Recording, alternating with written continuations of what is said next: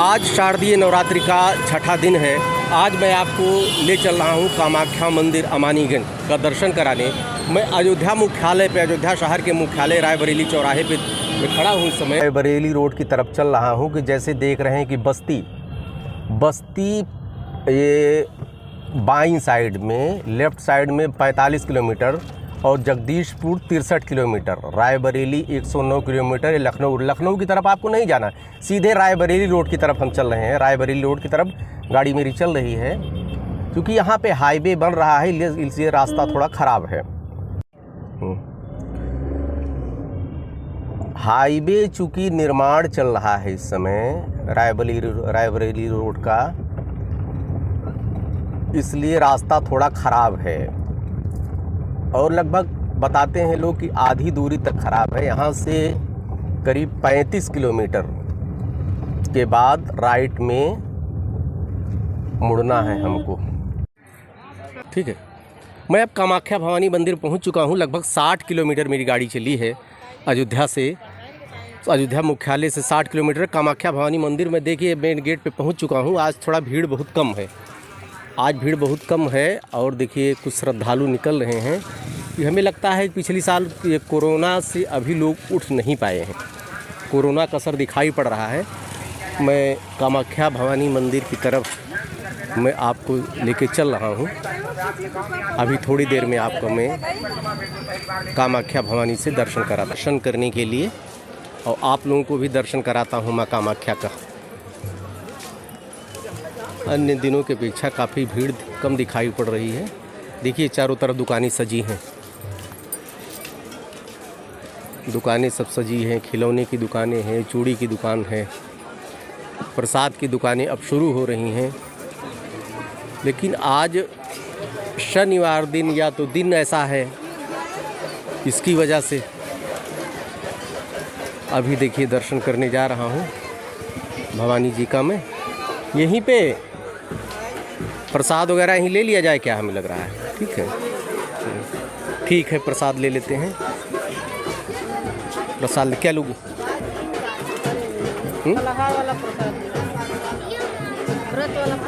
व्रत वाला प्रसाद देना भैया। नारियल लड्डू नहीं, केवल नारियल लड्डू दीजिए। केवल कितना लगी पढ़ करना। चप्पल निकालने जा रहे हैं, जो कि मंदिर पे सबसे ज़्यादा डर इसी चप्पलों का ही रहता है। मंदिर के बाहर देखिए, जहाँ पे प्रसाद लिया वहीं चप्पल रखने की व्यवस्था मैं कर दे रहा हूँ अपनी। चलिए आइए मैडम, आइए। बेटा चप्पल उतार दो तुम भी। रुक जाना। आइए, मंदिर में अब दर्शन करने के लिए मैं चल रहा हूँ। मैडम भी हमारे साथ में चल रही हैं, इसलिए थोड़ा आवाज़ दबी है मेरी। माँ भवानी की कृपा से देखिए यहाँ पे सब आइए दर्शन हो जाएगा। जय बार आता हूँ, इतनी भीड़ रहती है। देखिए पुलिस सिक्योरिटी यहाँ पे, गलियों में देखिए दुकानें लगी हैं। और आइए,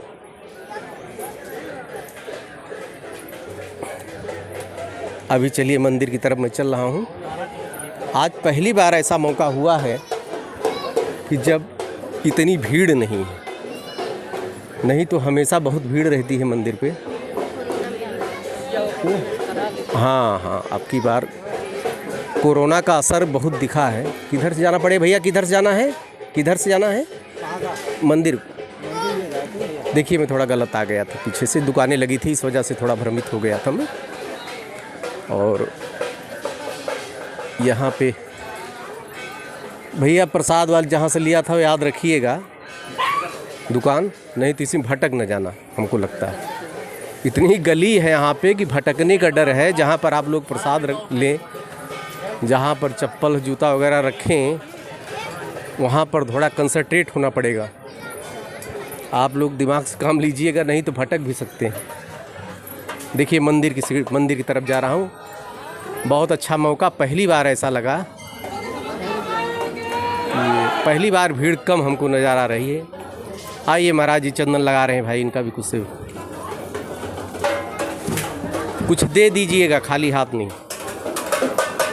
लाइए महाराज जी। जय जय माँ कामाख्या की। चलिए ठीक।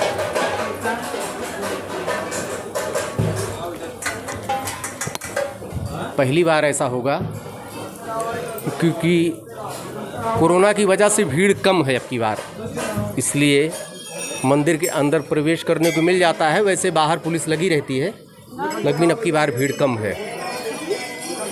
भीड़ कम है। किधर से एंट्री करना बेटा? जाना किधर से? आइए आइए। अब की बार भीड़ कम है और दर्शन पूरी तरह से हो जाएंगे लग रहा है। अब की बार सफाई भी नज़र आ रही है, क्योंकि भीड़ नहीं है तो सफाई तो रहेगी। भीड़ की वजह से ही थोड़ा गंदगी होती है। देखिए लोग यहाँ पर चुनरी बांध रहे हैं। ये देखिए पूजा कर रहे हैं लोग यहाँ पे। देखिए अब की बार अभी महाराज जी से कोई अगर मिलेंगे यहाँ पर पुजारी,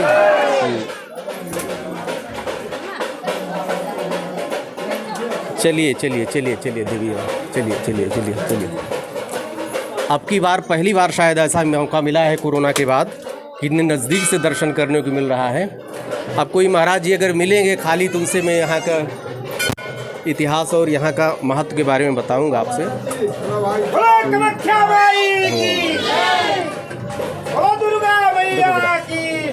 है कोई?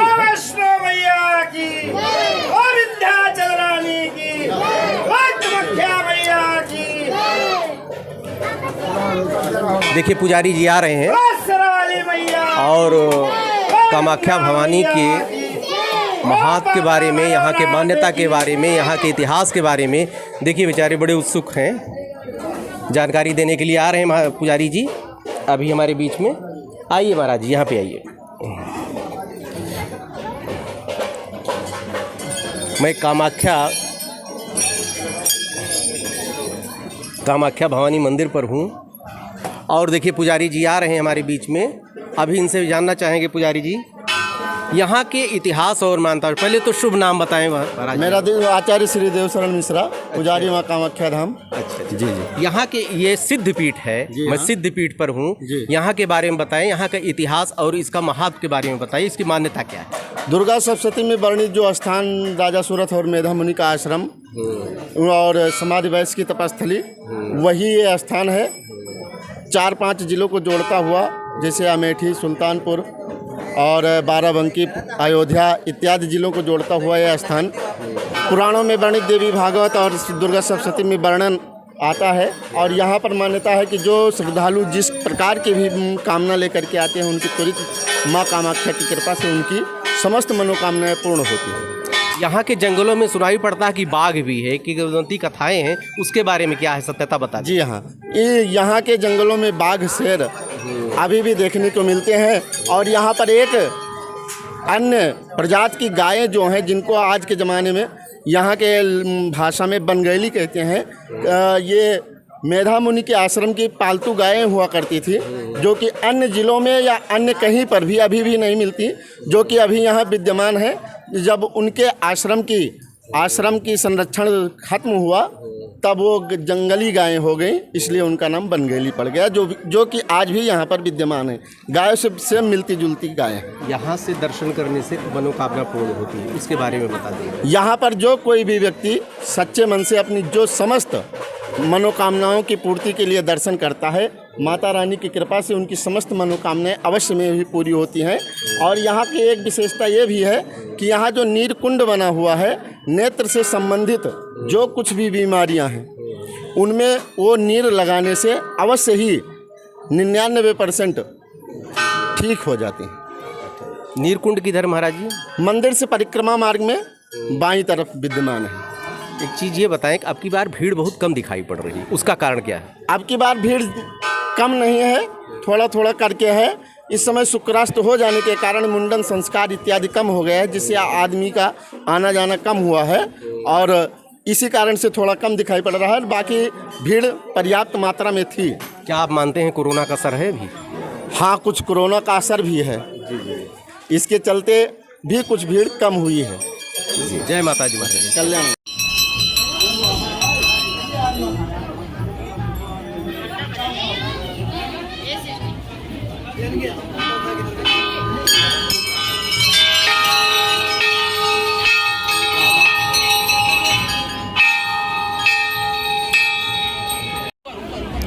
शाम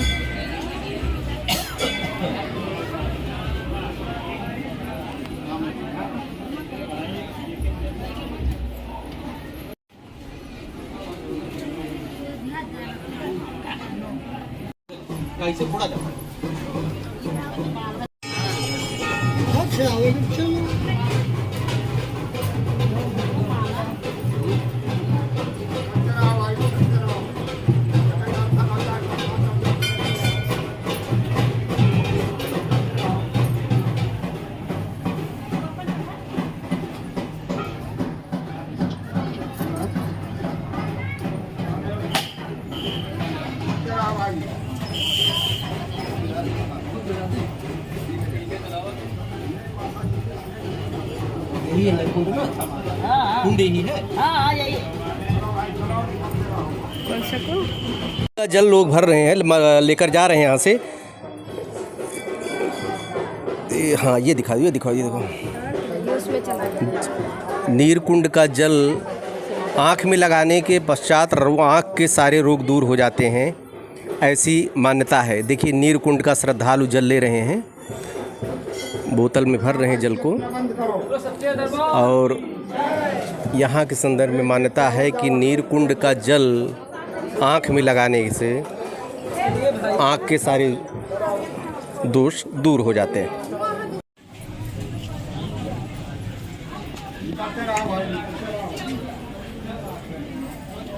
बैठ जाओ मम्मी, बैठ के बैठ लो।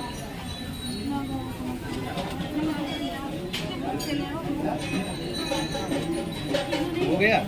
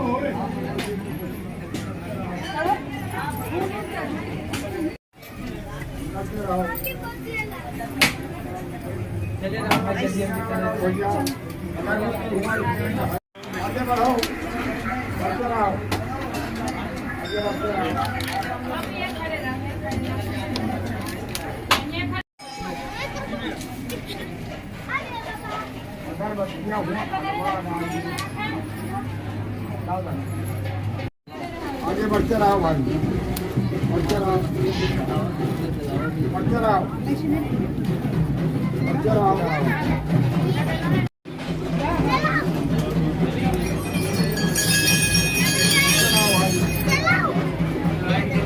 कोरोना के बाद कुछ भीड़ तो बहुत कम हुई है, लेकिन कुछ श्रद्धालु यहाँ पर युवा भी हैं। और आपसे कैसा लग रहा है आपको? बहुत अच्छा लग रहा है माता का दर्शन करके। जी जी, कितने दिन बाद आए हैं आप?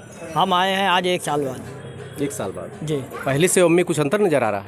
हाँ, बहुत भीड़ अब बहुत कम होने लगी। पहले तो यहाँ चलने के लिए जगह नहीं रहती थी, अब तो देख रहे हैं कि दर्शन बहुत आमतौर पे हो जा रहा है। हाँ। आपको भैया कैसा लग रहा है? अच्छा लग रहा है। 1 साल बाद आए हैं, जैसे कि भीड़ कम है बस, लेकिन सही भी है भीड़ कम है तो, क्योंकि कोरोना चल रहा है।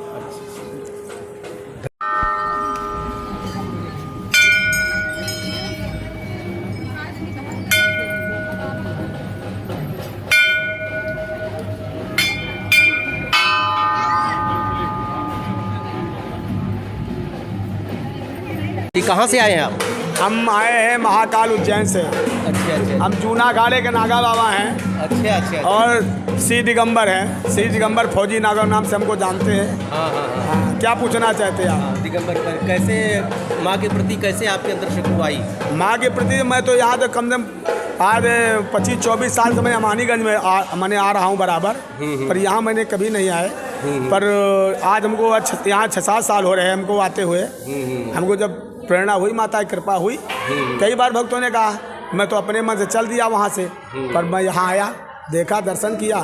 तो मैं हर वर्ष के मतलब हर नवरात्र में 2 नवरात्र पढ़ते हैं, तो दोनों नवरात्र में मैं आता हूँ उज्जैन से।